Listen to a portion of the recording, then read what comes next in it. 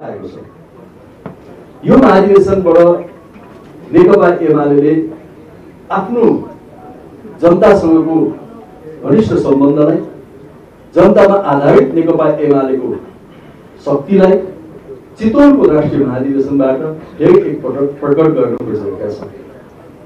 हामी विभिन्न कारणले आज प्रतिपक्षमा छौँ, तर यसको मतलब नेकपा एमाले संसदीय गणितमा प्रतिपक्षको अवस्थामा भए पनि जनमतको हिसाबले, जनताको अभिमतको हिसाबले नेकपा एमाले आज पनि मुलुकको सबैभन्दा ठुलो दल हो, बहुमत कमान्ड गर्न सक्ने दल हो। आसन्न निर्वाचनहरूमा त्यो आत्मविश्वास नेकपा एमाले लिएर जानेछ र यो चितवन महाधिवेशन त्यस अर्थमा एउटा जनप्रदर्शनको हिसाबले, जनसहभागिताको हिसाबले ऐतिहासिक हुनेछ र हामीले बागमती प्रदेश र आसपासका अन्य प्रदेश र जिल्लाहरूबाट 5 लाखभन्दा बढी जनसमुदायको उपस्थितिमा यो महाधिवेशनको उद्घाटन गर्दैछौँ र नेपालका कुनै पनि राजनीतिक दल, स्वयं नेकपा एमालेको पनि हिजोका कुनै पनि महाधिवेशनभन्दा व्यापक र ठुलो जनसहभागिता यो महाधिवेशनमा हुनेछ।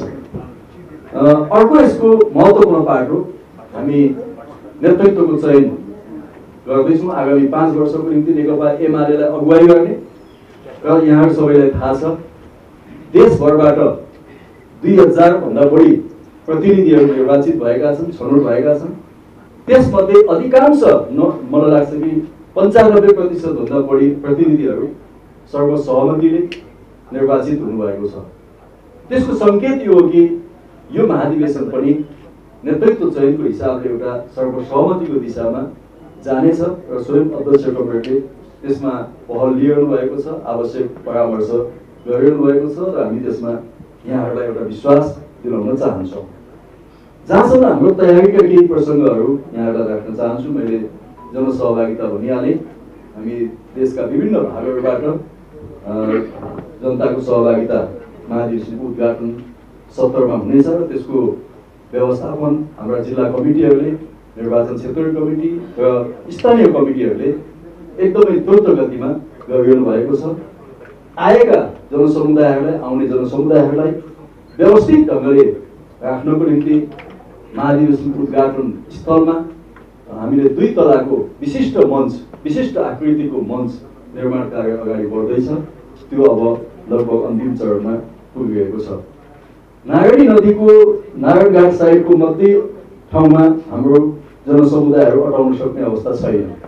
त्यसकारणले उता गैंडाकोट साइडमा पनि नारायणी नदीको किनारमा हामीले ठुल्ठुला स्क्रिनहरू राखेर जनसमुदायलाई सहज ढङ्गले महाधिवेशन अवलोकन गर्ने र त्यसलाई नजिकबाट हेर्न सक्ने बनाएका छौँ। ट्राफिक व्यवस्थापन निश्चितै पनि चुनौतीपूर्ण छ। हाम्रा चाहिँ सडकहरू साँघुरा छन्, खाल्डाखुल्डी छन्, बिग्रेका छन् कतिपय ठाउँमा। त्यसलाई व्यवस्थित गर्न र सुरक्षा प्रबन्धलाई पनि ध्यान दिनको निम्ति, किनभने यहाँ स्वयं प्रधानमन्त्रीज्यूलाई पनि हामीले निमन्त्रणा गरेका छौँ, उहाँको उपस्थिति पक्कै हुने नै छ। त्यस्तै अरू राजनीतिक दलका नेताहरूलाई पनि गरेका छौँ। हाम्रा विदेशी पाहुनाहरू आउनुहुन्छ र स्वयं नेकपा एमालेका हजारौँ नेता कार्यकर्ताहरूको सहभागिताले एउटा चुनौतीपूर्ण यो सुरक्षाको अवस्था हुन्छ नै। त्यसलाई ध्यान दिँदै भर्खरै मात्रै हामीले गृह सचिव र सबै सुरक्षा अङ्गका प्रमुखहरूसँग बैठक गरेका छौँ र उहाँहरूसँगको बैठकबाट सुरक्षा प्रबन्ध र स्थानीय प्रशासन, चितवनको स्थानीय प्रशासनसँग पनि गरेका छौँ र 100 भन्दा बढी ट्राफिकहरूको परिचालनबाट ट्राफिक व्यवस्थापनलाई सहज बनाउने हामीले तयारी गरिरहेका छौँ। त्यस्तै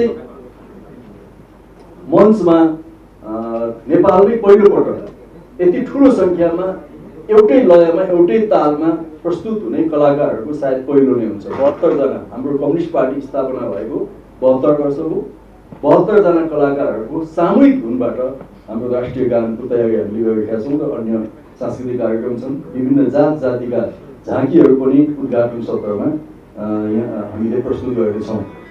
साथै अब बन्द सत्रको लागि चितवनको सौरा स्थित 7 स्टार होटलमा को परिसरमा 2000 भन्दा बढी प्रतिनिधिहरूलाई अटाउन सक्ने हलको निर्माण काम अगाडि बढिरहेको छ र त्यो अन्तिम चरणमा पुगेको छ र चितवनमै सौरामा नै 3500 बेडहरू हामीले बुकिङ गरेका छौँ। प्रतिनिधिलाई, स्वयंसेवकलाई, व्यवस्थापनको काममा खट्ने साथीहरूलाई, सुरक्षाकर्मीहरूलाई लगायतलाई 3500 व्यवस्थापन हामी गर्छौँ। 3500 जनाको व्यवस्थापन गर्छौँ। त्यसमा हाम्रो अनुमान 2200 जति प्रतिनिधिहरू अब 5% केन्द्र कमिटीले मनोनयन गर्ने समेत गर्दा 2200 जति प्रतिनिधि र अन्य गरेर 3500 जतिलाई हामीले व्यवस्थापन गर्छौँ। र सबै प्रतिनिधिहरूलाई आवास र खानाको व्यवस्थापनको सम्पूर्ण एग्रिमेन्टहरू भइ नै सकेका छ।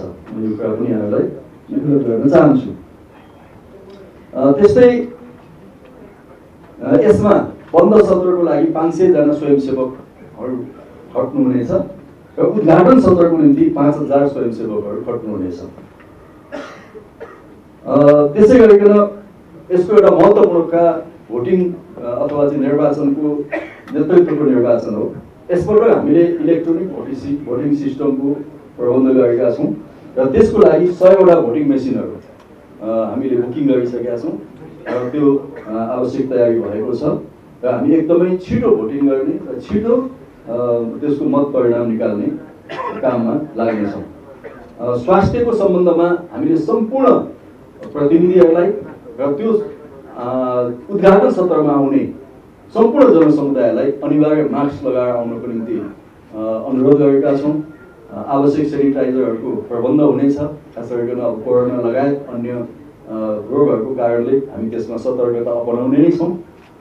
साथै आपतकालीन स्वास्थ्य सेवा, प्राथमिक स्वास्थ्य सेवाका निम्ति 200 भन्दा बढी स्वास्थ्य कर्मीहरूको परिचालन हुनेछ र स्वास्थ्य शिविर नै हामीले त्यहाँ राख्नेछौँ। त्यस्तै यो महाधिवेशनको उद्घाटन सत्र, उद्घाटन समारोह साथै बन्द सत्रका विभिन्न कार्यक्रमहरूलाई प्रत्यक्ष प्रसारण गर्ने व्यवस्था मिलाएका छौँ।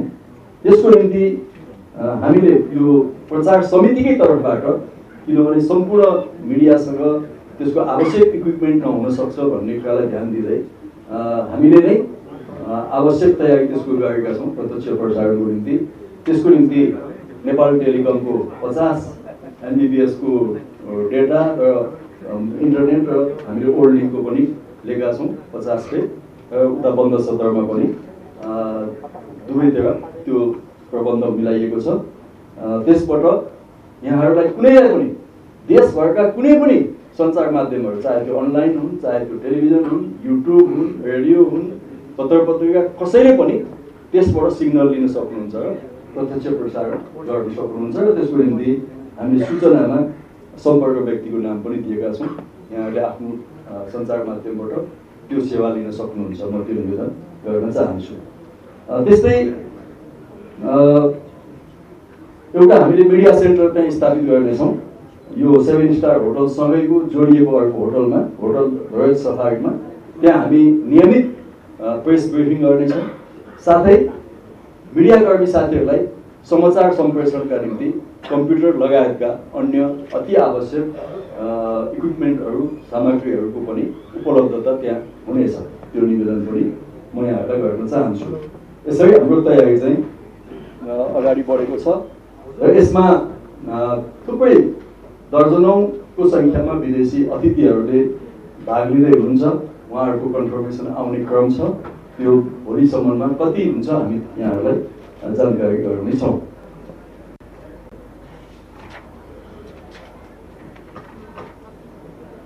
यी संक्षिप्त तयारीका कुराहरू मैले यहाँहरूलाई निवेदन गरेँ अहिलेसम्मको अवस्थामा र हामी 13 गते बिहान प्रतिनिधि 10, 11, 12 3 दिनको होटल व्यवस्थापन छ र 13 गते बिहान उहाँहरूलाई ब्रेकफास्ट गरेर हामी सौराबाट बिदा गर्दैछौँ र नेकपा एमाले फेरि एउटा सङ्कल्प सहित सौराबाट फर्किनेछ र आउने चैतमा हुने स्थानीय चुनाव, आउने संसदीय चुनावहरू, चाहे त्यो प्रदेशको होस् चाहे त्यो सङ्घको होस्, त्यो संसदीय चुनाव मार्फत फेरि एमालेको कमब्याक हुनेछ। यो महाधिवेशनले एमालेलाई कमब्याक गर्नेछ।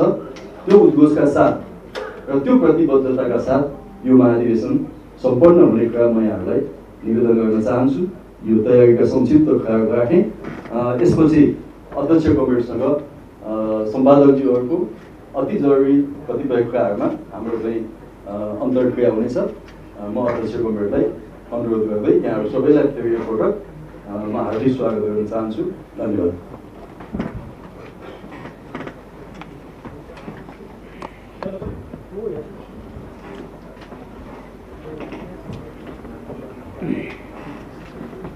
सम्पादक साथीहरू,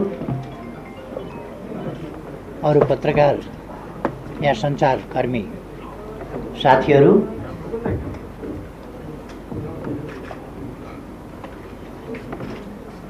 र उपस्थित महानुभावहरू,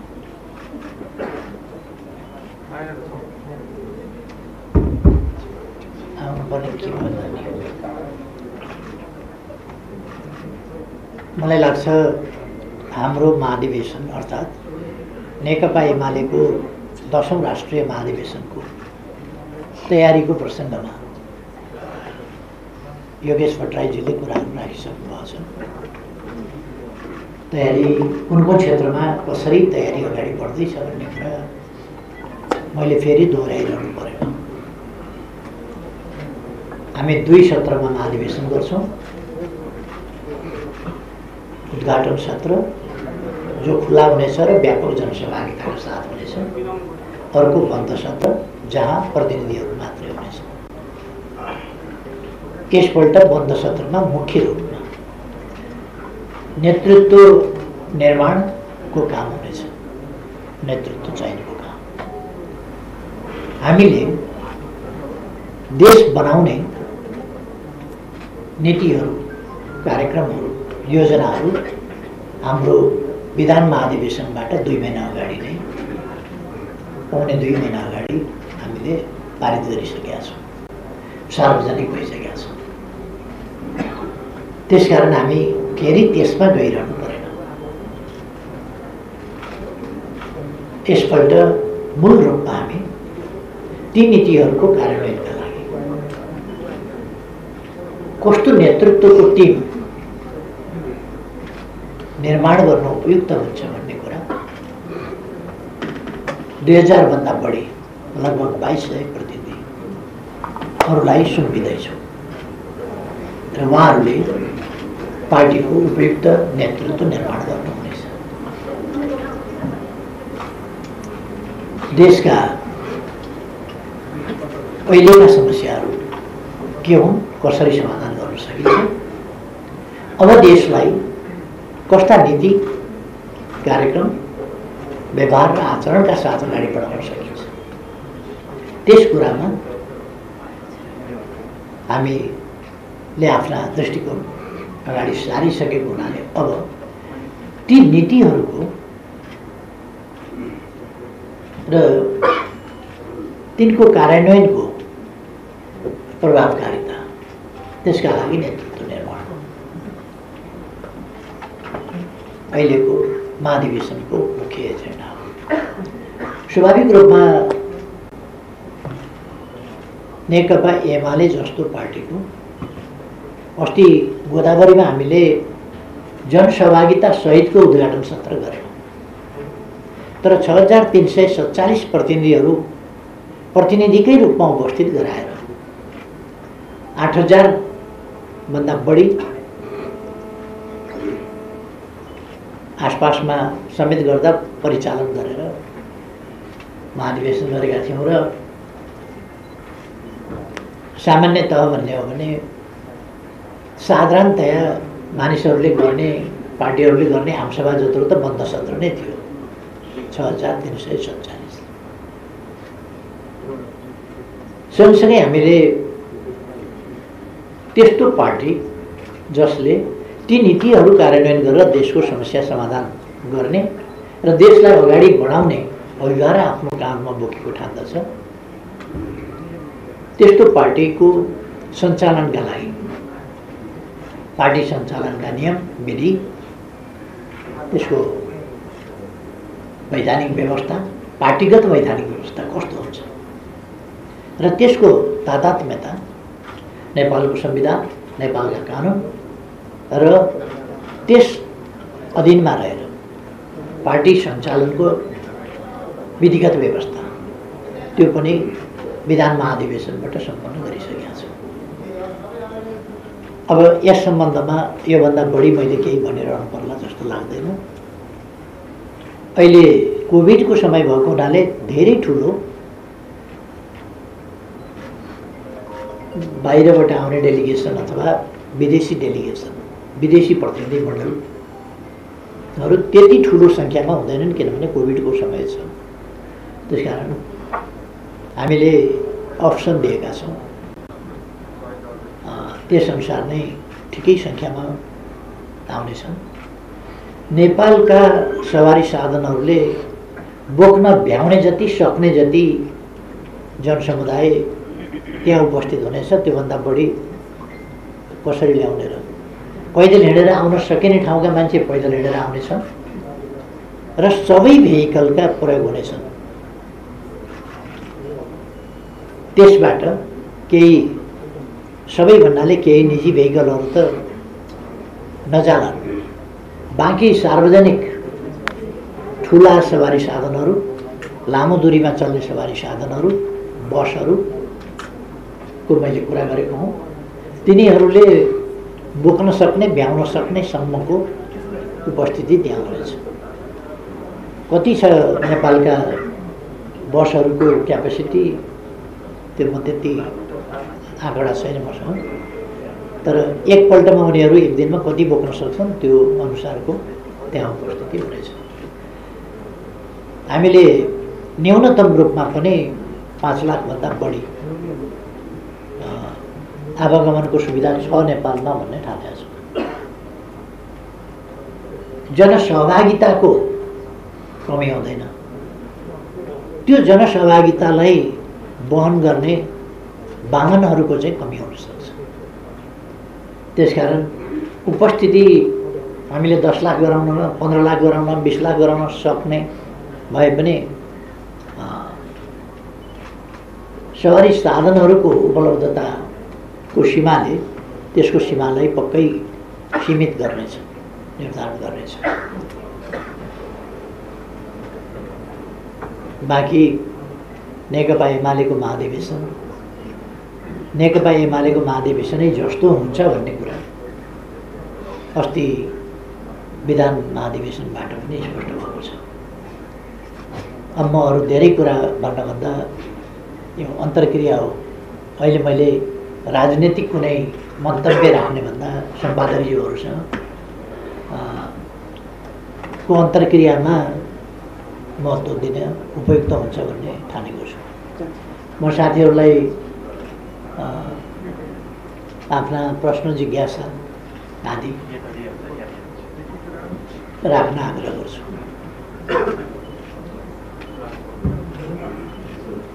नमस्ते अध्यक्षज्यू, म बसन्त बस्नेत शिलापत्रबाट आएको।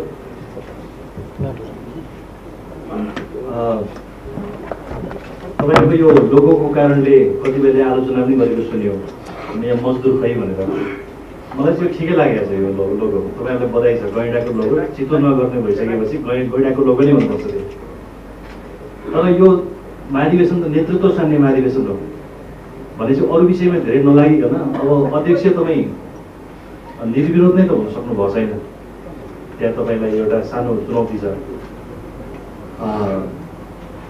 अब हाम्रो ध्यान चाहिँ वरिष्ठ उपाध्यक्ष उद्योग वाणिज्य महासङ्घको चुनावमा हुन्छ कि अध्यक्ष चाहिँ लगभग टुङ्गो लागिसकेको हुन्छ। सबैको ध्यान चाहिँ वरिष्ठ उपाध्यक्ष को हुन्छ भन्नेमा हुन्छ कि। त्यस्तै यसपालि एमालेमा वरिष्ठ उपाध्यक्ष को हुन्छ भन्ने छ। तपाईँले मनले खाएको वरिष्ठ उपाध्यक्ष चाहिँ को छ यसपालि? एउटा प्रश्न यो हो। अनि महासचिव र अरू पदहरूमा तपाईँले अब प्रतिस्पर्धा गर्छौ भने गर साथी हो भनेर छोडिदिनु भएको भन्ने पनि सुनिएको छ। यसमा तपाईँको राय के छ?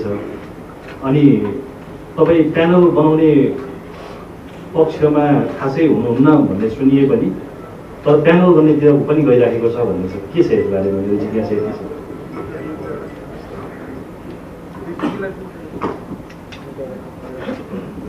अरू कोही साथीहरू?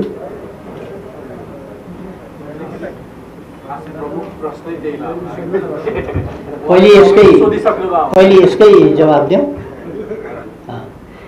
अलिकति यहाँले महत्त्वपूर्ण प्रश्न उठाउनुभयो भन्ने कुरा यताबाट पनि सही छाप भएकोले झन् पुष्टि भयो। एउटा अलिकति मिसइन्टरप्रिटेसन गर्नु हुँदैन कि जस्तो लाग्छ। राहुलजीले मलाई चुनौती दिनुभएको छैन। तपाईँहरूले उहाँका शब्दहरूमा ध्यान दिनुहोस्। म प्रति उहाँले आदर, सम्मान, माया, स्नेह देखाउनु भएको छ। अलिक बढी खट्नुहुन्छ, थकाइ लाग्यो कि आराम गर्ने हो कि त्यसो भए म उठ्छु भन्नुभएको छ होइन? मैले पनि सुने। त उहाँले कुनै चुनौती भन्नुभएको छैन, उहाँले सुझाव दिनुभएको छ। उहाँको स्नेहपूर्ण सुझावबाट म प्रभावित छु। राम्रो हो यो सुझाव। एक खालका निकै मान्छेहरूले मन पराउने खालको पनि सुझाव हो यो सुझाव चाहिँ। मैले अध्यक्ष नउठेर विश्राम लिए हुन्थ्यो भन्ने अरू पनि पार्टी बाहिरका पनि केही मान्छेहरूको त्यो सुझाव छ, त्यो यसो देखिन्छ। तर राहुलजीको त्यो होइन। उहाँले चाहिँ म प्रति अत्यन्तै स्नेहभाव देखाउनु भएको छ। एउटा नेकपा एमाले लोकतान्त्रिक पार्टी हो। त्यसमा कुनै प्रकारको जोर जुलुम, कर्का वा दबाव हुँदैन। मेरो विरुद्धमा उठ्छु भन्छ कसैले, मैले उठ्ने नउठ्ने टुङ्गो त गरेको छैन अहिले। मैले उठ्ने टुङ्गो गरेँ भने मलाई निर्विरोध छोड्न पनि पाइन्छ, मलाई चुनौती दिन पनि पाइन्छ। मलाई कसैले चुनौती दिएमा त्यसलाई मैले स्वागत गर्छु। त्यसप्रति कुनै नराम्रो मान्नु हुँदैन। र निर्विरोध हुन पाएको भए वाह क्या एमाले निर्विरोध भयो अध्यक्ष भन्ने हुने। चुनौती भयो भने चाहिँ भएन भन्ने त्यस्तो केही पनि हुँदैन। लोकतन्त्रमा चुनौती स्वाभाविक कुरा हो, स्वाभाविक रूपमा लिनुपर्छ। र म कसैलाई हुन्छ नि, म यदि उठ्ने भएँ भने मैले कसैलाई नउठ्यो हुन्थ्यो भन्ने पनि भन्दिनँ। किनभने त्यो आफै म एउटा अध्यक्षको पदमा भएको मान्छेले तपाईँ नउठ्दिए हुन्थ्यो भन्ने कुरा सामान्य शब्दमा पनि आग्रह गर्दा पनि दबाब पर्न सक्छ। दबाब दिने मेरो कुनै मनसाय हुँदैन, छैन। त्यसैले म कसैलाई अलिकति पनि दबाब महसुस हुने खालको कुनै व्यवहार, अभिव्यक्ति केही पनि गर्दिनँ। त्यसकारण मैले उठ्ने नउठ्ने अहिलेसम्म कुनै निर्णय गरेको छैन। उठ्ने भएँ भने अरूलाई नउठ्नु पनि भन्दिनँ। खुसीको कुरा हो। जहाँसम्म हाम्रो विधानले वरिष्ठ उपाध्यक्षको व्यवस्था गर्नुभएको छ, मैले मन पराएको वरिष्ठ उपाध्यक्ष त्यो हो जो या त निर्विरोध हुन्छ, सबैले मान्छन्, या बढी भोट ल्याएर जित्छ। त्यो सबभन्दा बढी मन पराएको। महासचिव पनि त्यस्तो हो, या त निर्विरोध हुन्छ या सबभन्दा बढी भोट ल्याउँछ। त्यो मैले सबभन्दा बढी मन पराउँछु। किन कार्यकर्ताको प्रतिनिधिहरूको जुन इच्छा छ त्यो इच्छाभन्दा बाहिर गएर मलाई यो प्रतिनिधिहरूले छानेको यो पदाधिकारी मन परेन भनेर म उहाँहरूको मताधिकार, महाधिवेशनको गरिमा, उहाँहरूको छनौटको अधिकार, उहाँहरूको निर्णय त्यसलाई किञ्चित अनादर गर्न सक्दैन। त्यसकारण त्यही मान्छे मैले सबभन्दा मन पराएको हुनेछ। अगाडि म मन पराएर बस्दिनँ, परिणाम आएपछि मन पराउँछु। जो छानिन्छ ऊ यो मन पराएको मान्छे, परिणाम आएपछि। अरूको हकमा पनि मैले भन्ने गरेको छु, पार्टीभित्र समझदारी, सहमति र एकता बहुतै महत्त्वपूर्ण कुरा हो। यसलाई हामीले प्राथमिकतामा राख्नुपर्दछ। तर यसो गरिरहँदा लोकतान्त्रिक अभ्यासलाई अलिकति पनि नजरअन्दाज गर्न मिल्दैन। लोकतान्त्रिक अभ्यास र अधिकारलाई अलिकति पनि नजरअन्दाज नगरिकन यदि सहमति हुन्छ या प्रतिस्पर्धीहरूका बीचमा सहमति हुन्छ भने राम्रो कुरा हो। मैले अध्यक्षको हिसाबले पनि स्वागत गर्छु त्यस कुरालाई। सहमति हुँदैन भने म कसैलाई काम गरेर सहमति गर भनेर चाहिँ भन्दैन, किनभने उसलाई पनि जित्छु भन्ने लागिराखेको होला, मैले किन उसको अवसरमा भाँजो हाल्ने, अर्कोलाई पनि जित्छु भन्ने लागेको होला, मैले किन अवसरमा भाँजो हाल्ने। त्यस कारण म अवसरमा भाँजो हाल्दिनँ।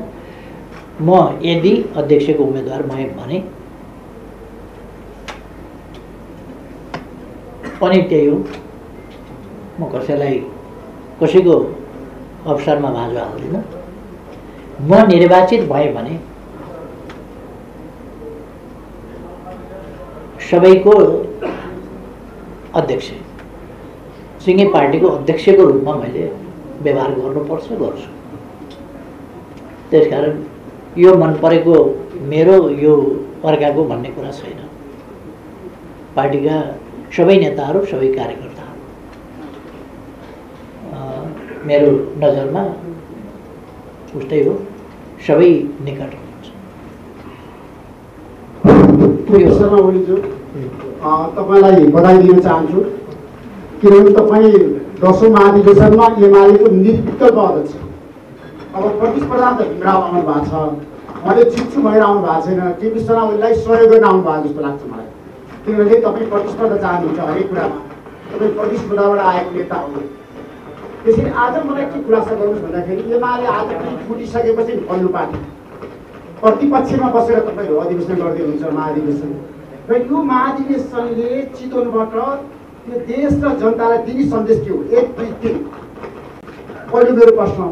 दोस्रो प्रश्न, किनभने तपाईँ माधवमा नेपालसँग तपाईँको लामो सहकार्य रह्यो, उहाँले पार्टी फुटाएर जानुभयो, तपाईँले एकीकृत समाजवादलाई अहिले पनि अवैध भनिरहनु भएको छ। माधवमा नेपाललाई तपाईँले नबोलाउनुको कारण के हो? निम्ता नदिनुको कारण के हो? किनभने तपाईँ एकदम साझा नेता है, मेरो चाहिँ तपाईँ आइरहेको छ, तपाईँ यो देशको साझा नेता हो। केपी शर्मा ओली भनेको सबैलाई मिलाएर लान सक्ने नेता हो, किनभने नेपालको कम्युनिस्ट आन्दोलनलाई तपाईँले मिलाउनु भएको प्रचण्ड र तपाईँको बिचमा एकता हो। र फेरि प्रचण्ड भनिरहनु भएको छ केपी शर्मा ओलीले चितवनमा एमालेको महाधिवेशन गरेर मलाई सिद्धाउनु भनेर उहाँ चितवन गएर आफ्नो पीडा पोखिरहनु भएको छ। चितवनमै तपाईँले महाधिवेशन गर्नुपर्ने कारण के हो? प्रचण्ड चाहिँ एकदम चिन्ता र चासोका साथ एकदम गुनासो गरिरहनु भएको छ। र समयमा अब नेतृत्वमा तपाईँको चाहना छ सर्वसम्मत रूपमा एमाले अगाडि बढोस्, किनभने फुट पछिको पीडा तपाईँलाई थाहा छ। तपाईँ हरेक कुरा भोगेको नेता हो, चुनौती, अप्ठ्यारा, सङ्घर्ष, अब ठ्याक्कै भनिदिनुहोस् त, चुनावपछि एमाले बहुमत ल्याउने आधार 1, 2, 3 के हुनसक्छ? र तपाईँको सहकारी अब कम्युनिस्टहरूलाई एक बनाउनको लागि प्रचण्ड माधवमा नेपाललाई फेरि एकपल्ट सँगै लिएर जाउँ भन्ने मनदेखि नै चाहना सक्छ। आज प्रस्ताव हाल्दिनुहोस् त, जनता जान्छ।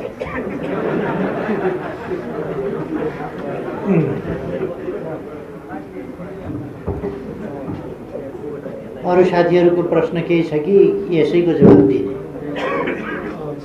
अच्छा, अर्को हवस्। नमस्कार, म ईश्वर अराल सूत्र न्युजबाट। यो महाधिवेशनको सबै एस्पेक्टहरूमा धेरै छलफल भयो, व्यापक छलफल भइरहेको छ। तपाईँले प्रयोग गर्ने भनेको इभिएम, इलेक्ट्रोनिक भोटिङ मसिन, यसको टेक्निकल एस्पेक्ट के हो? किनभने यसको प्रयोग गरेर गरिएका निर्वाचनहरू अथवा आम निर्वाचन होस् या पार्टीको नेतृत्व छान्ने निर्वाचन होस्, यो नेपालमा या अन्य देशहरूमा पनि पटक पटक विवादित हुने गरेका छन्। तपाईँले यो इलेक्ट्रोनिक भोटिङ मसिनबाट चाहिँ नेतृत्व छान्ने भनिरहनु भएको छ। यसको टेक्निकल एस्पेक्टहरू के हो? यसको बारेमा चाहिँ कहीँ पनि बहस भएको मैले सुनिनँ, देखिनँ। अनि अर्को यो चाहिँ बन्या चाहिँ कहाँ हो? यसको गुणस्तरीयता मापहरू कहाँ भयो? कसले चाहिँ तपाईँहरूलाई आइएसओ सर्टिफिकेट के दिया हो? यसको बारेमा थोरै म आफैलाई व्यक्तिगत र मेबी सबैलाई जान्न यो आवश्यक पर्ने भएको हुनाले यो क्वेसन सोधेँ। Thank you so much. अरू साथीहरूको? मेरो क्वेसन सबभन्दा पहिले नमस्कार। जुन हजुरले समृद्ध नेपाल र सुखी नेपालीको जुन उद्देश्य लिएर नेपाली जनताले पत्याएर यस्तो ठुलो मत दिनुभएको थियो, तर केही कारणवश त्यो पुरा कार्यकाल हुन सकेन, हिमालदेखि तराईसम्म र यहाँको मतलब 77 जिल्लाको 7 प्रदेशसम्म जुन उद्देश्य थियो त्यो बिचमा नै कुठाराघात। त्यस कारणले अब जुन फेरि विश्वको नजर हजुरमाथि छ, जुन स्पिडमा हजुरले विकासको गति ल्याउनु भएको थियो, नेपालको शिर विश्वमा उँचो पार्नु भएको थियो, नेपालीको महत्त्व के हो, खालीको महत्त्व के हो, हिमालको महत्त्व के हो, जडीबुटीको महत्त्व के हो, नदी नालाको हाम्रो देशको महत्त्व के हो, जुन हाम्रो वैदिक सनातनदेखि आइरहेको पत्तीलाई चिनाउने जुन काम गर्नुभएको थियो विश्वमा, त्यसमाथि पनि ब्रेक भयो। त्यस कारणले पनि पुरा विश्वको नजर हजुरमाथि छ।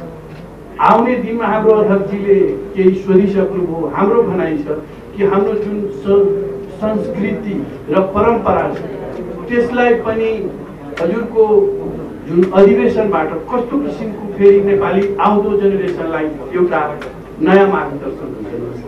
नाम पनि भन्नु। नाम रामगोपाल यादव, रिपोर्टर्स क्लब, सौभाग्य मिथिला र मिडिया एमपी। मेरो एउटा एकदमै छोटो प्रश्न थपिहाल्छु। तपाईँको प्रयत्न र जोडबल चाहिँ पदाधिकारीमा सहमति होस् भन्नेमा हुन्छ कि चुनाव भएर प्रतिस्पर्धाबाट चुनिनु भन्ने प्रयत्न के अर्को मेरो एउटा बाँकी रह्यो है, माइक नभए पनि यहाँले अघि जसरी म सहमति गर भन्ने पक्षमा छैन भनेर भन्नुभयो, यसको पछाडिको केही कारण चाहिँ भने पनि नभने पनि एमालेमा अहिले गुट छैन भने पनि तत्कालीन समयमा नेकपा खारेज भएपछि एमालेमै रहनुभएका पूर्व माओवादी नेताहरूको व्यवस्थापन, माधव नेपाली पार्टी छाडेर गइसके पछाडि एमालेमा बस्नुभएका नेताहरूको व्यवस्थापन र एमालेकै जो हुनुहुन्छ यहाँसँगै सधैँ हरेक यहाँले गर्नुभएका काममा साथ दिँदै आउनुभएका नेताहरूको व्यवस्थापनमा चाहिँ निकै सकस हुँदै देखेर यहाँले अब म सहमतिमा जाँदिनँ, निर्वाचन लड भन्ने अवस्थामा पुग्नु भएको हो एउटा प्रश्न। अर्को चाहिँ लामो समय यहाँले आलोचना, तिक्तता, मुठभेड अथवा भनौँ वाद विवाद हुँदै सहकार्य गर्नुभएका माधव नेपाल लगायतका नेताहरू अहिले पार्टीमा हुनुहुन्न। महाधिवेशनको यो सम्मुखमा यहाँलाई खल्नु लागिरहेको छैन? धन्यवाद। नाम पनि भन्नुहोस् है। मेरो नाम सृजना घिमिरे, ग्यालेक्सी फोकेमा काम गर्छु।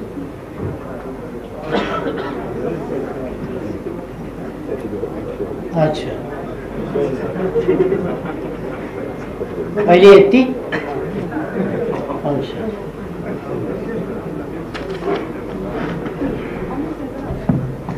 एउटा चाहिँ अब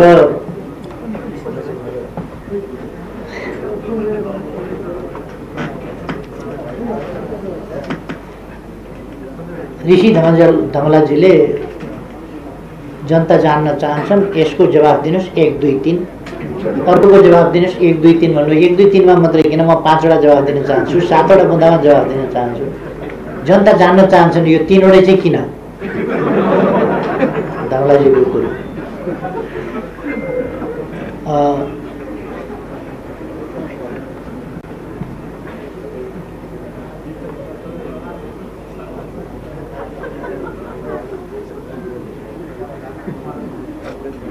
चितवन महाधिवेशनले दिने सन्देश के हो भनेर उहाँले सोध्नुभएको छ।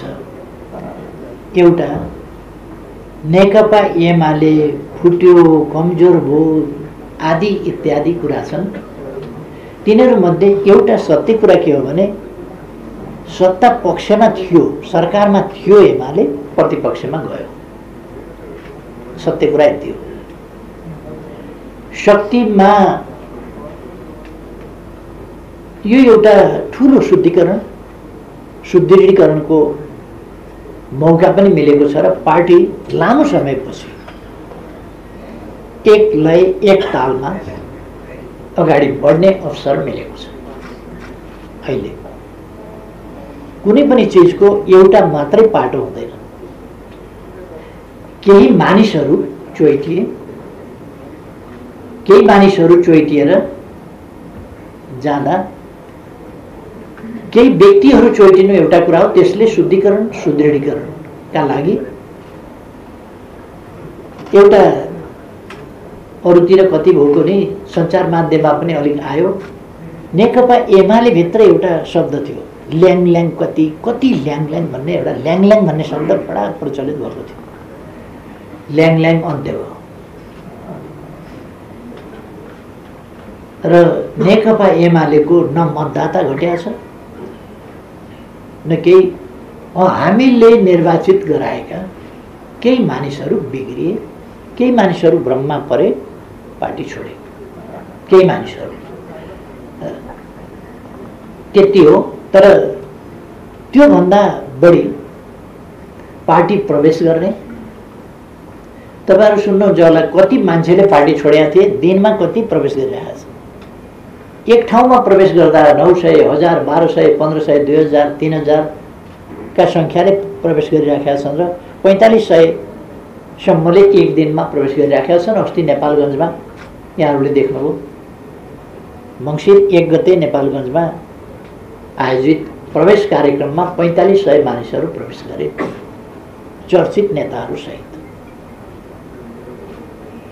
त्यसभन्दा अगाडि 29 गते धनकुटामा 900 मान्छे त्यस दिन प्रवेश गराइयो।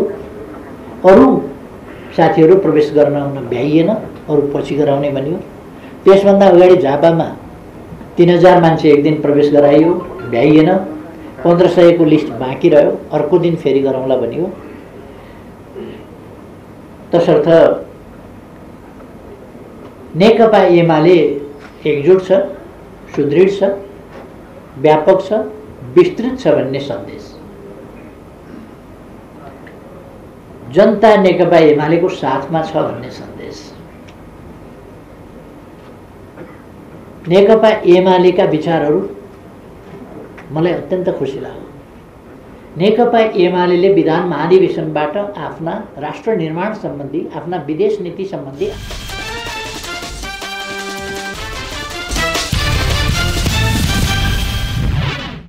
असहमतिको आवाज सुनिएन। यो नीतिमा यस्तो असहमति भन्ने आवाज सुनिएन र एउटा राष्ट्रिय सहमतिको, नीतिगत सहमतिको वातावरण, राष्ट्र निर्माणको सम्बन्धमा नीतिगत सहमतिको वातावरण देखियो। किन देशको सबभन्दा ठुलो पार्टीको महाधिवेशनले राष्ट्र निर्माणका नीतिहरू अगाडि सार्यो। सबैलाई थाहा छ, नमाने पनि, भन्न नमिले पनि, अब आउने सरकारबाट नेकपा एमाले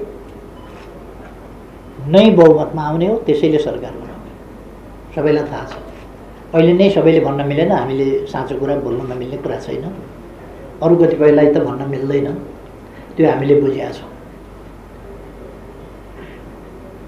त्यसो भएर अब ती नीतिहरू एक ढङ्गले भन्ने हो भने राष्ट्रिय रूपमा नै डिस्प्युट बिना एडप्टेड 2 महिनासम्म कुनै पनि विद्वान, बुद्धिजीवी, आलोचक, समीक्षक कसैको पनि यो त राष्ट्र निर्माण सम्बन्धी नीतिहरू हो नि, यसमा त बहस आउन सक्थ्यो, प्रतिक्रिया आउन सक्थ्यो, टिप्पणीहरू आउन सक्थे, आलोचना आउन सक्थ्यो। त्यस्तो केही पनि भएन। त्यसकारण त्यसलाई मैले एउटा सकारात्मक रूपमा लिएको छु र अब त्यसलाई कार्यान्वयन गर्ने टिम पनि ठिक ढङ्गले आयो भन्ने त्यसले सन्देश दिनेछ। र धेरै भनौँ भने 3टा मात्रै भन्नु भनेको छ, योभन्दा बढी नगर्नेछु। अर्को चाहिँ माधव कुमार नेपाललाई पार्टीको रूपमा निम्ता गर्न मिलेन। पार्टीको रूपमा किन निम्ता गर्न मिलेन भने 25 गते हाम्रो पार्टीले अनुशासनहीन क्रियाकलाप, पार्टी विरोधी क्रियाकलाप, विपक्षसँग साँठगाँठ गरेर आफ्नो सरकार ढाल्ने र विपक्षीको सरकार बनाउने खालका लोकतन्त्रमा नसुहाउने, पार्टी विरोधी र प्रकारान्तरले देशको अहितमा काम गरेको हुनाले साउन 25 गते कारबाही गरेर निष्कासन माधव नेपाल समेतका व्यक्तिहरूलाई गरिएको थियो। त्यो कुरा भदौ 1 गते संसद सचिवालयमा दिइएको थियो, जानकारी गराइएको छ र निर्वाचन आयोगलाई पनि त्यसै दिन जानकारी गराइएको छ। तर पर्खिकन निष्कासन गरेका व्यक्तिहरूलाई लिएर चलिरहेको संसद विघटन बन्द गरेर मध्यरातमा संसद बन्द गर्ने, भोलिपल्ट बिहान अध्यादेश प्रस्तुत गर्ने र एमाले फुटाउनका लागि अध्यादेश 20% स्थापित प्रतिष्ठित सञ्चार माध्यमहरू र सुविख्यात बुद्धिजीवीहरू 40% मा उहाँ राख्दाखेरि हिजो अघिल्लो सरकारको चर्को विरोध गरिएको थियो। त्यो चर्को विरोध 20% राखेर उहाँ राख्दाखेरि गरिएन। पहिली अदालतले खारिज गरेको थियो अध्यादेश। संसद नचलेका बेला संसद चलिरहेको संसदलाई 12 बजे राति अन्त्य गरेर अनि बिहान जारी गर्ने कुरा असंसदीय र छलपूर्ण थियो। यी सबै कुराले नेकपा एमालेका विरुद्ध असंवैधानिक, गैर कानुनी, षड्यन्त्रपूर्ण अलोकतान्त्रिक क्रियाकलाप भएको थियो र पार्टी फुटाउने चेष्टा भएको थियो। त्यसकारण माधव नेपाललाई र माधव नेपालले नेतृत्व गरेको निष्कासित व्यक्तिहरूको गुटलाई नेकपा एमाले पार्टी भनेर मान्न सक्ने स्थिति रहेन। पार्टी नै होइन भने पार्टी भनेर निम्ता गर्ने कुरा भएन। हामीले सामान्यतः पार्टी बाहेक व्यक्तिहरूलाई सञ्चार माध्यमलाई निमन्त्रणा गरेका छौँ। यहाँहरू सबैलाई निमन्त्रणा छ। अरू व्यक्ति छानेर हामीले त्यसरी निमन्त्रणा गरिरहेका छैनौँ। कलाकारहरूलाई निमन्त्रणा गरेका छौँ, सञ्चार माध्यमहरूलाई निमन्त्रणा गरेका छौँ। यहाँहरूलाई स्वागत छ, अवश्य पाल्नु होला। अरू व्यक्तिहरूलाई हामीले व्यक्तिगत तवरमा निम्ता गर्ने गरेका छैनौँ। महाधिवेशन कहाँ गर्ने भन्ने समस्या हुने भयो। पछिल्लो पल्ट प्रचण्डजी चितवन चुनाव लड्न जानुभयो। पहिले रोल्पा जानुभयो। रोल्पातिर महाधिवेशन गरौँ भने पहिले उहाँले लडेका ठाउँ, सिराहातिर गरौँ भने अलिक पछि लडेका ठाउँ, काठमाडौँमा गर्दा उहाँ काठमाडौँ पनि चुनाव लडेका ठाउँ। पछिल्लो पल्ट उहाँ चितवनमा चुनाव लड्नुभयो। हामीले त हाम्रो पार्टीको महाधिवेशन गरिरहेका छौँ, अरूको महाधिवेशन होइन। हाम्रो पार्टीको महाधिवेशन। म उहाँलाई आह्वान गर्न चाहन्छु, झापा आएर गर्नुहोस् न महाधिवेशन। अरे बाबा छ नि, जिल्ला खाली नै छ त। 77मा त हामीले सिध्याएको छैन। कोही चुनाव कहीँबाट लडेको छ भन्दैमा जिल्लै उसको हुने र त्यहाँ अरूले पाइलो टेक्न नहुने। म त्यो बाटो हिँडेर गएँ भने उहाँले भन्न बेर छैन, मलाई सिद्ध्याउन यही बाटो हिँड्नुपर्छ उसले। अलिकति ज्यादती हुँदैन र त्यसो गर्दा। हामी हाम्रो महाधिवेशन गर्दैछौँ। उहाँको भनाइ तपाईँहरूले एमाले भनेको, खोइ एमाले नै भन्नुभएको छ कि छैन मलाई थाहा छैन, तर हामीलाई होइन कि जस्तो पनि मलाई लाग्यो। किनभने नेकपा माले सीपी मैनालीजीको नेतृत्वको पार्टीले चितवनमै महाधिवेशन गरेर हिँडेकै भोलिपल्ट उहाँले केही मान्छेहरू मलाई सिद्ध्याउन यहीँ आएर महाधिवेशन गर्नुपर्छ भनेर रिसाएको देख्दाखेरि सिपीजीलाई भने हो कि हामी किन बेकार अरूलाई भनेका ठाउँमा हामी किन हामीलाई तोकेर भनेको छैन होला कि जस्तो लाग्छ है मलाई। सिपीजीलाई भने हो कि हामीलाई नै भन्न खोज्नु भएको हो भने त उहाँसँग हाम्रो कुनै लिनु दिनुको कुरै होइन। उहाँ आफ्नो पार्टी चलाउनुहुन्छ। उहाँको निर्वाचन क्षेत्रमा गएर मैले गरेँ भन्ने लाग्छ भने मेरो निर्वाचन क्षेत्रमा आएर गर्नुहोस् न। उहाँ पनि दमकमा गरे हुन्छ। अब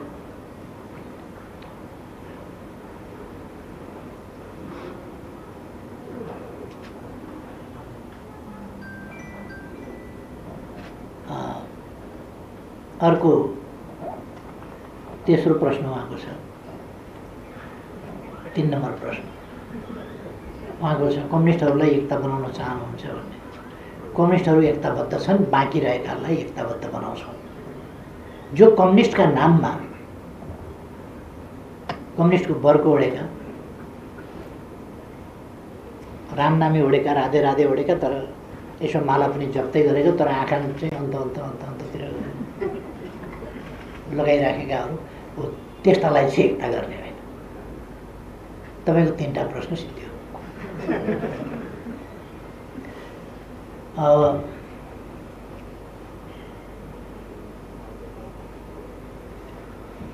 हामीले राष्ट्रिय निर्वाचनमा पनि उपनिर्वाचनमा इलेक्ट्रोनिक भोटिङको प्रयोग गरिसकेका हौँ।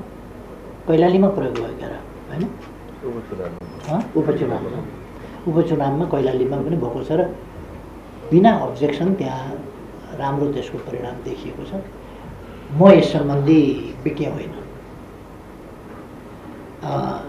मैले पनि भोट कसरी गर्ने भन्ने सम्बन्धमा हेरेँ र त्यो भोटिङ मेसिनका चालक सञ्चालकहरूले त्यसको ब्रिफिङ गर्नुभयो र भोट कसरी खसाउने भन्ने कुरामा पार्टीको तर्फबाट त्यसको हेरविचार गर्ने, त्यसको प्रयोग गरी हेर्ने, त्यसलाई छोएर भोट हाली हेर्ने, भोट बदर गरी हेर्ने, एउटा गलत ठाउँमा परेछ भने बदर गरी हेर्ने, फेरि सच्याएर अर्को ठाउँमा हेरिहेर्ने आदि कुराहरूको अभ्यास भीम रावलजीले गर्नुभयो र उहाँले गरेपछि मैले हेरेँ र मलाई भोट खसाउन पनि जाने जस्तो लाग्यो। उहाँले राम्रै अभ्यास गर्नुभयो र उहाँ सन्तुष्ट भएको देखेपछि म पनि सन्तुष्टै भएँ। हाम्रो तर्फबाट उहाँले राम्ररी त्यसको निरीक्षण गर्नुभयो र अब मैले छोएको चाहिँ छैन। उहाँले चाहिँ भोटसोट हाल्नुभयो, त्यसमा गएर त्यो प्रयोगात्मक कामहरू उहाँले गर्नुभयो र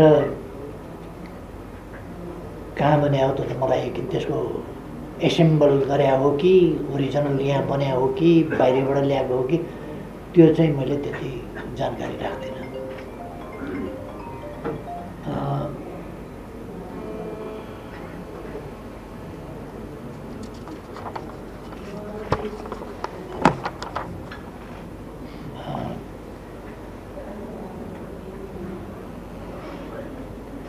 नेपाली संस्कृतिको बारेमा, नेपालको हाम्रो इतिहासको बारेमा, गौरवपूर्ण इतिहास, गौरवपूर्ण संस्कृति, सांस्कृतिक विविधता, सांस्कृतिक सम्पदाको उत्कृष्टता आदिको बारेमा नेकपा एमाले सचेत छ, हामी पनि सचेत छौँ र तत्सम्बन्धमा हाम्रा नीतिहरूमा पनि नेपालको संस्कृतिको सम्बन्धमा हामीले बोलेका छौँ र त्यसलाई हामीहरू अगाडि बढाउँछौँ।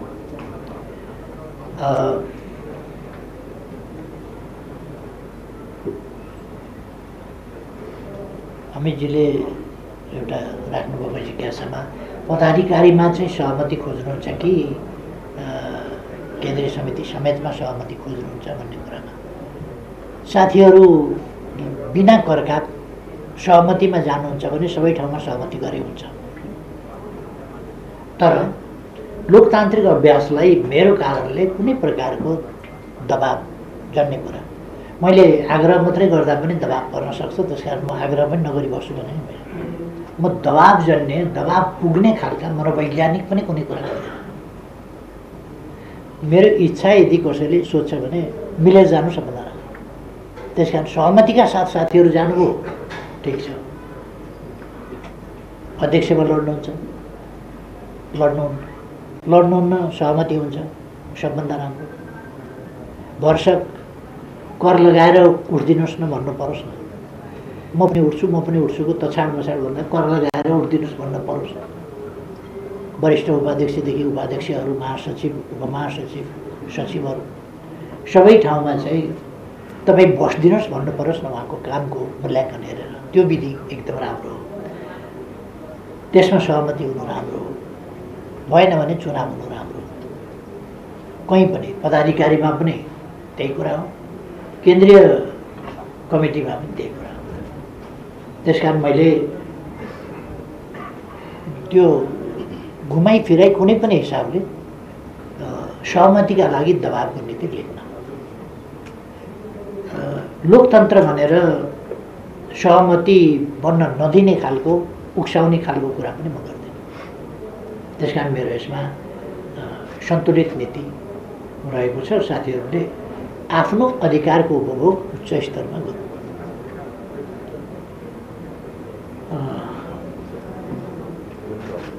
एउटा सृजना घिमिरेले सोध्नुभएको छ, धेरै पक्षको व्यवस्थापन गर्नुपर्ने भएको हुनाले माओवादी पक्ष हामीहरू पार्टीमा पस्नुभन्दा अगाडि को पूर्व माओवादी थियो, को पूर्व के थियो भन्ने कुरा होला, को हिजो कहाँनेरि थियो त्यो एउटा कुरा होला। एक ठाउँमा भइसकेपछि फेरि हामी एक ठाउँमा छौँ। त्यसकारण यो पक्षको व्यवस्थापन त्यो पक्षको व्यवस्थापन भन्ने कुरा छैन, हुँदैन। हाम्रो काम नेताहरूको व्यवस्थापनमा अल्झिने होइन। हाम्रो काम देशका जनताका समस्याहरूको समाधान गर्ने, त्यसका निम्ति ध्यान दिने, त्यसका निम्ति अल्झिने हो। अब कुन नेताको व्यवस्थापन के, पहिलेको व्यवस्थापन भनेको चुनाव लडेर भोट ल्याउनुपर्छ।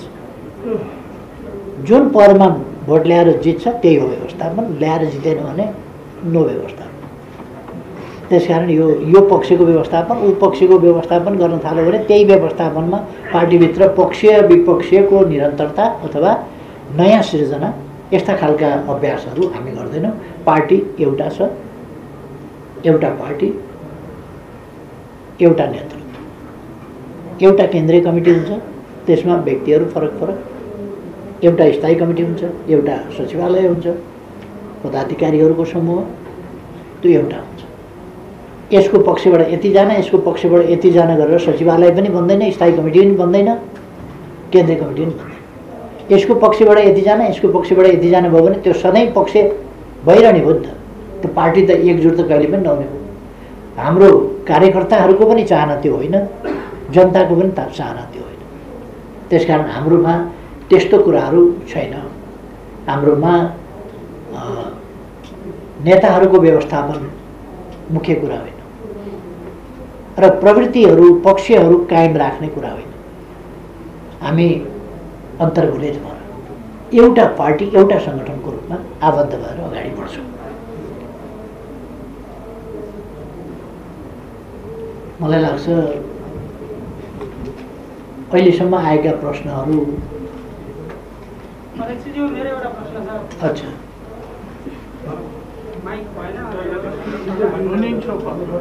मजाले सुनिएको छ, सुनिन्छ। नमस्कार, मेरो नाम गोमलाल गिरी, हिमालय टेलिभिजनबाट। नारायणी किनारमा मञ्च व्यवस्थापन गर्दै हुनुहुन्छ, 5 लाख मान्छे उतार्ने भन्ने तपाईँहरूको उद्घोष छ। अब 5 लाख मान्छेको लागि त मञ्च राम्रै बनाउनु पर्यो। त्यसको व्यवस्थापनको लागि पनि लगभग अहिलेसम्म चाहिँ 50 लाख रुपियाँ खर्च हुन्छ भन्ने अनुमान गरिएको रहेछ। र त्यो अलि अनुत्पादक भयो कि एक दिनका लागि 50 लाख रुपियाँ खर्च, अनि त्यो रकम चाहिँ फेरि कालीगरहरू नेपालको होइन भारतीय कालीगर भएको हुनाले त्यो रकम सिधै भारत जाने जस्तो देखियो। अनि समग्र यो महाधिवेशनको लागि सम्पन्न गर्नको लागि कति खर्च लाग्ला, त्यो खर्चको व्यवस्थापन चाहिँ कसरी गर्दै हुनुहुन्छ भन्ने मेरो प्रश्न। धन्यवाद।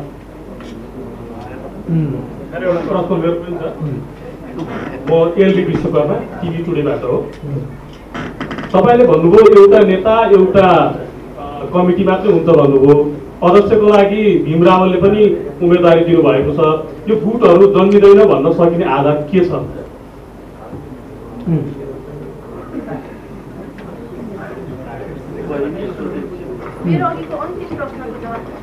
त्यो पहिले आइसकेको हुनाले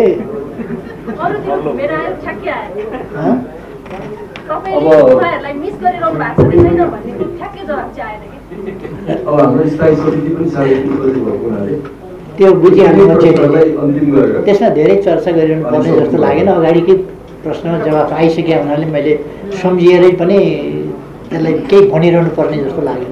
मैले एउटा मात्रै प्रश्न राख्न चाहेँ। भीमरावको उम्मेदवारी पार्टी सुरु गरे, हामीले चुनौती भन्यौँ, तपाईँको भाषामा सुझाव भन्नुभयो। आज हिजो भीमरावको सुझाव आयो अध्यक्षमा, फेरि आज सचिवमा महेश्वर उम्मेदवारी आयो, सुझाव आयो, त्यसलाई सुझाव पनि दिउँ। भोलि अर्को वरिष्ठ अध्यक्षमा अर्को कमरेडको जस्तै 12 कमरेडको आउला, 20 कमरेडको आउला, जस्तै 7वटा सचिवमा 10वटा सुझाव आउला। ती सुझावलाई तपाईँले कसरी लिनुभएको छ? तपाईँले अहिलेसम्म उहाँसँग जाँदै गर्दा कति सुझाव आयो त? फेरि ती सुझावलाई तपाईँले व्यवस्थापन गर्न सक्नु भएन भने, जसरी पहिला तपाईँको पार्टीमा तपाईँको कार्यशैलीप्रति प्रश्न उठाउने नेताहरू हुनुहुन्थ्यो जो अहिले बाहिरिनु भयो, फेरि एउटा 10 बुधेको जन्म भयो, फेरि तपाईँले ती असन्तुष्टलाई ल्याङल्याङ भन्नुभएको छ। त्यस्तै ल्याङल्याङ फेरि अब जन्मिने हो कि फेरि पुरानो जन्मिने हो कि भन्ने खतरा पनि छ। ती खतराहरू कतिको देख्नु भएको छ? मैले एउटा मात्रै सोध्न चाहेँ, महाधिवेशनको पूर्व सन्ध्यामा तपाईँहरू महाधिवेशन गराउनुमा लागिरहँदा एउटा देशकै सर्वोच्च न्यायिक निकाय एउटा आन्दोलनको बन्धक बन्न पुगेको छ र तपाईँहरू एउटा प्रमुख प्रतिपक्षमा हुनुहुन्छ र प्रमुख प्रतिपक्षले त्यो विवादलाई सल्टाउने गरी अथवा सुल्झाउने गरी कस्तो कदम चाल्दैछ अथवा महाधिवेशनलाई गर्दाखेरि त्यो विषयलाई किनारा लागेको हो कि? धन्यवाद। ल अब अदालतै पुगेपछि अन्तिमै होला।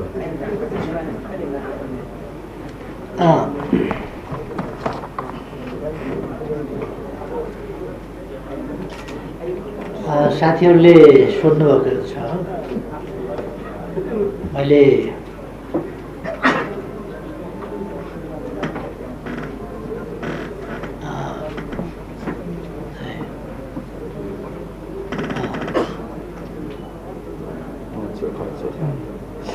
मञ्च बनाउन अलिकति खर्च त लाग्ने नै भयो।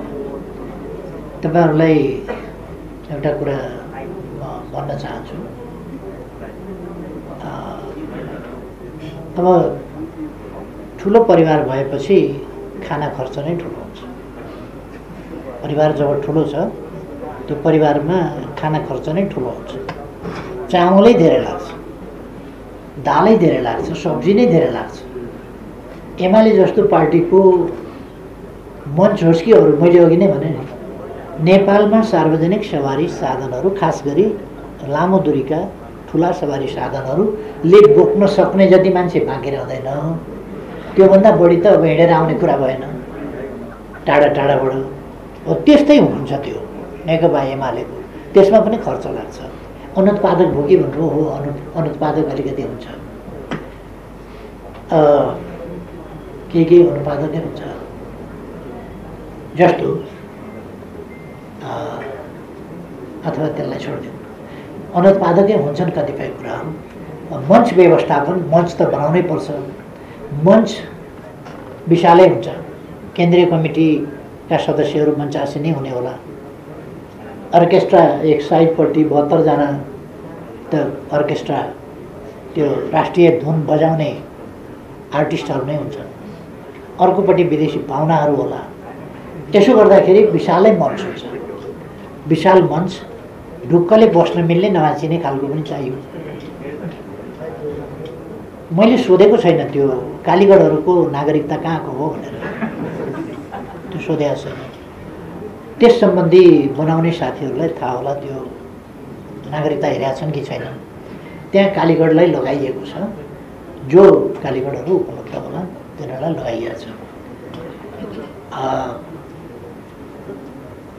खर्च त लाग्छ, कति खर्च लाग्यो त्यो मलाई यकिन भएन। खर्च त अवश्य लाग्छ नै, तर नेकपा एमाले 8,55,000 भन्दा बढी सदस्य भएको पार्टी, सङ्गठित सदस्य मात्रै 8,50,000 भन्दा बढी सदस्य छन्। कति 8,55,453 सदस्य भएको पार्टीले सानातिना खर्च गर्यो भने धेरै अनौठो मान्नु पर्दैन। किनभने 100 रुपियाँ मात्रै उठाउँदाखेरि पनि केही करोड त भइगयो। 8 करोड 55 लाखै भइगयो। 100 रुपियाँ उठाउँदाखेरि 8 करोड 55 लाख हुन्छ भने,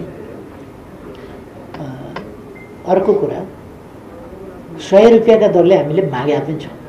नसक्नेले 100 दिन्छ, दिनेले यस्तो जङ्सनमा अलिक बढी पनि दिन्छ, लाख पनि दिँदैन। त्यसो भएर महाधिवेशनमा हुनसक्छ 7-8 करोड खर्च हुन पनि सक्छ, तर त्यो 100 रुपियाँको कुरा हो। 8 करोड खर्च भयो भने, 8.5 करोड खर्च भयो भने 100 रुपियाँको कुरा। त्यस कारण यो धेरै आश्चर्यजनक कुरा होइन।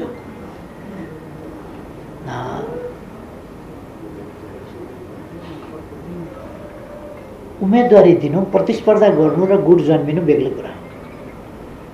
महाधिवेशनमा हाम्रो पद्धति के हो भने, निर्णय नभएसम्म हामी छलफल गर्छौँ, निर्णय नभएसम्म प्रतिस्पर्धा गर्छौँ। निर्णय भइसकेपछि विचार पनि टुङ्गो लागु र जिम्मेवारी पनि टुङ्गो लागु। निर्णय हुनभन्दा अगाडि कसैले दाबी गर्न सक्छ, प्रतिस्पर्धा गर्न सक्छ, निर्वाचन लड्न सक्छ। निर्वाचित यदि मतदाता जो हुन् त्यस ठाउँका मतदाता, त्यस सन्दर्भका मतदाता, त्यो कन्स्टिट्युएन्सीका मतदाता को हुन्, तिनीहरूको विश्वास जितेर निर्वाचित भयो भने जिम्मेवारी पायो, भएन भने पाएन। पाएन भने पनि सिद्धियो, पायो भने पनि सिद्धियो। त्यसपछि आफ्ना आफ्ना ठाउँका जिम्मेवारी र कामहरू वहन गर्छन्। त्यसले गुट जन्मिँदैन। नत्र भने त लोकतान्त्रिक अभ्यास गर्नै भएन। लोकतान्त्रिक अभ्यासले सधैँ गुट मात्रै जन्माइरहने भयो।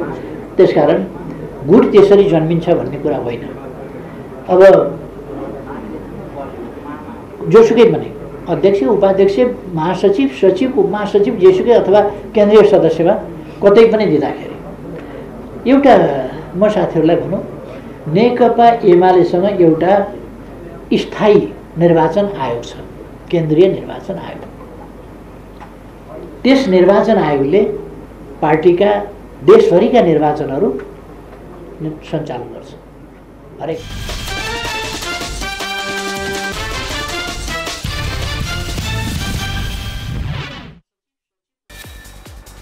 सहमतिको सकस एमाले महाधिवेशन विशेष। महाधिवेशनमा कति सहमति